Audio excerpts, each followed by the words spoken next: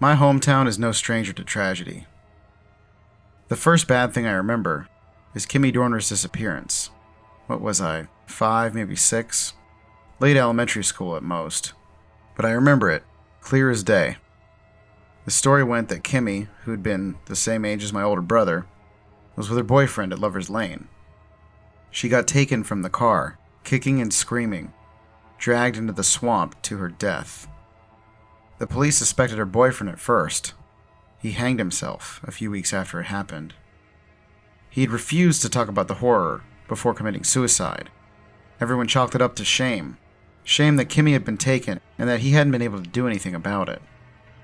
When another disappearance took place a week later, the search for a culprit began anew. "Drum up a drifter," they said. "A homicidal maniac." What about Lanternhead? "Shut up, you snot-nosed kid. Lanternhead's just a legend. There's no such thing as the boogeyman." So the cops kept looking in all the wrong places, just like they had throughout the entire history of my town. And more disappearances took place, just like they had over the generations before mine. Always during the fall and winter. Always when the persistent veil of fog settles in over our town and the swamp surrounding it, staying there until spring thaws the frozen earth. But what about Lanternhead? "Nope," they said. "No such thing as monsters, kids. We all know that song you sing. The one that's been sung by kids in this town since the first brick was laid. But it's just a song." Lanternhead, Lanternhead, see the bad light and you'll soon be dead.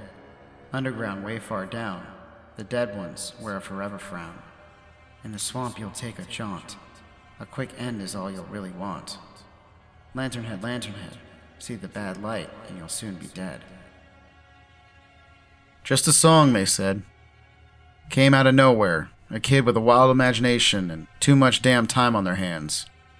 A game of telephone from one kid to the next, until the lyrics became seared into everyone's brain like a cattle brand. "Sure thing, 10-4, officer. We'll shut up about it. Let's look for that drifter you were mentioning." But for every drifter they found, and blamed for the crimes, for every innocent person they locked away, the horror continued. Little girls stolen from their beds, taken to the swamp, and a fate much worse than death. Middle school boys on their way to baseball practice, swooped up like mice in a hawk's talons. Hell, even college kids, pulled over to the side of the road to snooze after drinking too much. The next morning, a car, but no college kid to drive it. I don't remember a day since the one I heard about Kimmy Dorner that I haven't thought about Lanternhead. For a while it was just a ghost story, huddled up in a friend's room inside a blanket fort. Flashlights under our chins telling stories about the strange creature responsible for the terror. It wasn't until I encountered Lanternhead myself that I realized the horror was real. Last I checked, dating back to my town's founding in the late 1800s, there have been 543 disappearances. It's a wonder that anyone stays in this damn place. But for whatever reason, we do, and so does Lanternhead. I've talked to a high school friend of mine a dozen times about Lanternhead. My friend left town when we graduated, and eventually became an anthropologist. I asked if there were connected pieces of folklore, maybe something that could explain things. He told me to check out Luz Mala, the Uruguayan spirit that led gauchos into the swamp and their subsequent demise.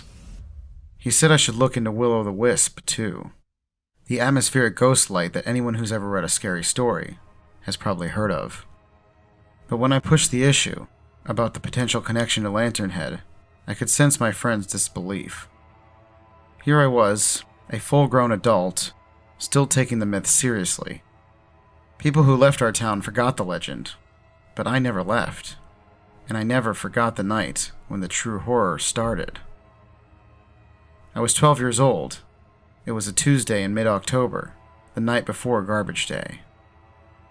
As I pushed my family's 50-gallon trash can out to the street, I saw him, or it. A human-like figure with a grinning, glowing skull, surrounded by a clear, prismatic casing. The skull and the chamber surrounding it shone into the darkness like a lighthouse beacon. Lanternhead, Lanternhead. Seeing him made my guts turn to liquid. Lanternhead, Lanternhead. See the bad light and you'll soon be dead. And I'd seen him, that radiant, cranial light. I turned back to my house, preparing myself to run through the open garage door. But somehow I'd already been pulled away. Even though I'd been standing still, I was 50 yards from the house, following Lanternhead even though I hadn't even moved my feet. Underground, way far down, the dead ones wear a forever frown. He was pulling me towards the swamp near our house. Tendrils of fog reached throughout our neighborhood, and it became thicker the closer you got to the water. When I looked down again, I noticed that the fog had become a pea soup gruel, knee-high and climbing higher. I tried to run, but the viscous mist stopped me. Like putty, it had swallowed my feet, making each attempted step slow and sluggish. An invincible undertow continued sweeping me deeper into the swamp. The trees were growing thicker, vines hanging down like hands, witch hair moss dangling like a trophy from a scalped crone. The leech-filled sludge seeped into my shoes. It crept under my pants, licking my goose-fleshed legs, the cold water making my man parts suck up into the pit of my stomach. Lanternhead looked back at me and smiled. Through the glowing glass case around his head, I saw loose, crooked teeth. The dead ones wear a forever frown, right? He rasped. That's how it goes? Well, let me show you. I was yanked beneath the surface of the mist, pulled into a dry cavity at the base of a towering tree, and then I was free-falling. I landed on a sort of squishy bed. I began sinking into it, more of the swamp putty swallowing me whole. Then I realized what it actually was. Decomposing bodies. A mass grave filled with the people Lanternhead had lured into the swamp and killed over the years. After what seemed like an hour of sinking through the limbs and legs and disconnected torsos, I reached what I thought was the bottom. I fought for breath, the mass of bodies pressing in on me, smashing my chest, constricting my airway. I looked to my side to see Kimmy Dorner.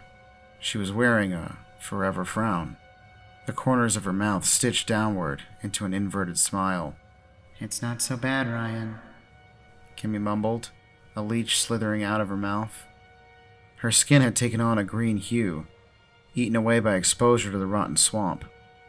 Best to just accept it. I fought back, but the bodies pressed down even harder, and then I was yanked through the bottommost strata of the grave into a dry cavern.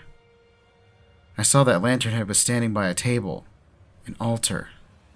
He was busy organizing a set of sharp stone tools. He had a ream of makeshift thread. It was the same stuff that had been binding Kimmy's mouth into a permanent forever frown, twined from the swamp reeds and witch hair moss. Lanternhead motioned to the shadows, and more of the dead ones emerged. All of them were wearing haunting forever frowns. They lifted me and carried me to the altar. I saw Lanternhead up close. Human, at one point, he had to have been, surely. But an ancient, unspeakable evil had changed him. In the swamp you'll take a jaunt. A quick end is all you'll really want. The terrifying, continuous sing-song chanting continued. Does it end quickly? I asked. So sorry. A quick end isn't something I can promise. We have forever, after all. The dead ones held my head down. Lanternhead approached with a thick sliver of stone, which had been chiseled into the shape of a needle. A strand of witch hair moss was threaded through its jagged eye. The tip of the stone needle touched my upper lip on the right side of my mouth, then plunged in. The pain was excruciating. The stone needle danced and dove, creating 3 full stitches, binding the right side of my mouth downward. Finishing up, Lanternhead stopped to measure out another strand of makeshift thread. Driven by a sudden desire to survive, to see adulthood rather than be stuck forever in the mire of the swamp, I fought my way from the dead one's grasp. I ran, urged on by Lanternhead. They pursued me. I crawled up the wall of the cavern, toward the pulsating base of the mass grave. Grasping whatever I could, I pulled myself upward. Underground, way far down, the dead ones wear a forever frown. The dead ones grabbed at my legs, attempting to pull me back down into the cavern. Despite my exhaustion and partially stitched lips, I continued climbing. I grabbed whatever I could: roots, intact arms, severed legs, skulls, and waterlogged branches. I inched my way through the mass grave, using solid pieces like they were rungs on a ladder, fighting my way toward the moonlit swamp overhead. Then I breached the surface. I caught my feet at the edge of the cavity beneath the tree, kicking away the grasping dead ones. Their chanting continued, boring its way into my brain. Lanternhead, Lanternhead, see the bad light, and you'll soon be dead. I'd seen the bad light. Half of my mouth stitched downward, I struggled to draw breath. The dead ones were pursuing me too fast. They were being urged on by Lanternhead himself, who had begun levitating above the misty swamp, surrounded by spectral light. In the swamp you'll take a jaunt. A quick end is all you really want. If they pulled me back, just let it freaking end. The excruciating pain on the side of my mouth was almost too much to bear. The filthy witch hair moss that Lanternhead yanked through the pencil-sized holes in my lips was coated with invisible toxins. A throbbing infection had already began to spread. See the bad light and you'll soon be dead. But I saw another light. The light of our town. Dazzling stars. The light of houses on the outskirts of the swamp. Friendly signposts leading back to the world of the living. And as I made my way forward, the chanting behind me began to quiet, then die. My pulse continued to thrum, but I no longer felt the presence of the dead ones, and of Lanternhead on my heels. My house. I saw it. The garage door was still open. I passed it and ran inside, crashing through the door into the mudroom. Ryan, what the hell is that smell? My mom rounded the corner. Honey, what happened to your face? I fell into my mom's fancy white carpet, covering it with decomposing sludge, caked to my body. I looked upward at the LED glow, shining brightly from recessed casings. Time passed, and the lights transformed into those of an emergency room. The anesthesiologist covered my face. I faded from consciousness, and despite my drug-induced state, I dreamt. More of a nightmare, really. A nightmare that forced me to relive the dark fate from which I had narrowly escaped. After I'd recovered from surgery, I'd gone with the cops into the swamp, leading them to where I'd been pulled beneath it. There was no mass grave as I'd described it, but once the forensic team came, they found the remains of people who'd disappeared from over the years. Some of the remains dated back a decade, some more than a century. A diver went down into the swamp, but there was no sign of a cavity below the earth. No sign of a cavernous chamber where Lanternhead stitched forever frowns into the faces of the abducted. I still think about the horror of what happened every time I take the trash out.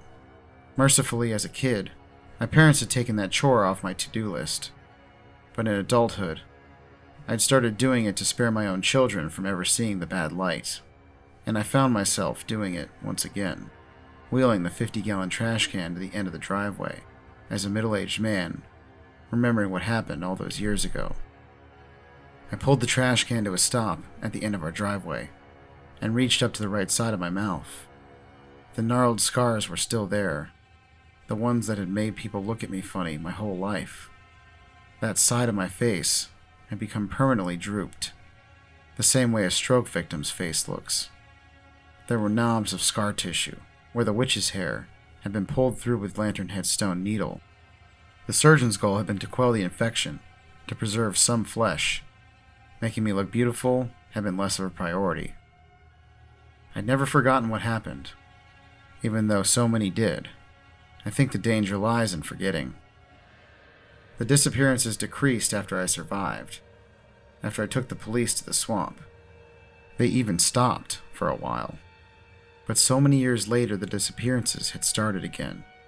2 more had taken place, added to the 4 that had happened the previous year. What about Lanternhead? Shut up, you weirdo. Lanternhead's just a legend. There's no such thing as the boogeyman. I knew what happened to the ones who disappeared. The ones with the forever frowns. The ones who'd begged for a quick end, only to be sucked into the mass grave of Lanternhead's numerous victims. The danger lies in forgetting. The world wanted me to forget. There was no grinning figure, surely. No lights, save for the ones around my neighborhood. Porch lights and the ones cast by my living room lamps, which at that moment were slowly going out, one by one. Leaving the trash can, I hurried inside. When I got in, I heard a familiar chanting coming from upstairs. Lanternhead, Lanternhead, see the bad light and you'll soon be dead. The words echoed down the hallway. I ascended the stairway to the second floor, where my wife and the kids were tucked away safely. My pulse jackhammered, threatening to break through my ribcage. The house was cold, a draft coming from somewhere. I realized it was coming from the twins' room, which is where the chanting was too. In the swamp you'll take a jaunt. A quick end is all you'll really want. But the swamp was outside, there was no danger. I opened the door to the twins' bedroom to see that they were huddled beneath a blanket fort, just like I had done so many times at their age. Their room was the source of the cold air. The window was wide open. "What are you doing, kiddos?" I asked. "It's past bedtime. You have school tomorrow." "Singing about Lanternhead, Daddy," said my son. "Why? Please don't do that anymore." "Because the scars on your face?" asked my daughter. My guts turned to liquid, just like they had on the night I'd been taken at 12 years old. None of my kids knew why the scars were there. My wife didn't either. She thought it was a burn. I'd never told her what the real cause was. "Lanternhead said that you only have half a forever frown," said my son. Both he and his sister hugged my legs. "But it's not too late to finish up." "What are you talking about?" I bent down to them. "Where did you hear this?" They smiled. "Don't be afraid, Daddy. We heard it from Lanternhead. He left just a few minutes ago. He's on his way home. But he said he'll always light the way for us if we need it." I rushed to the open window and looked out. Trailing away into the swamp, I saw a ghostly light. Then I felt a sudden presence behind me. "There he goes now," said my son. "But he pinky promised he'd be back." He held up his little finger to show me. It was coated in muck from the swamp.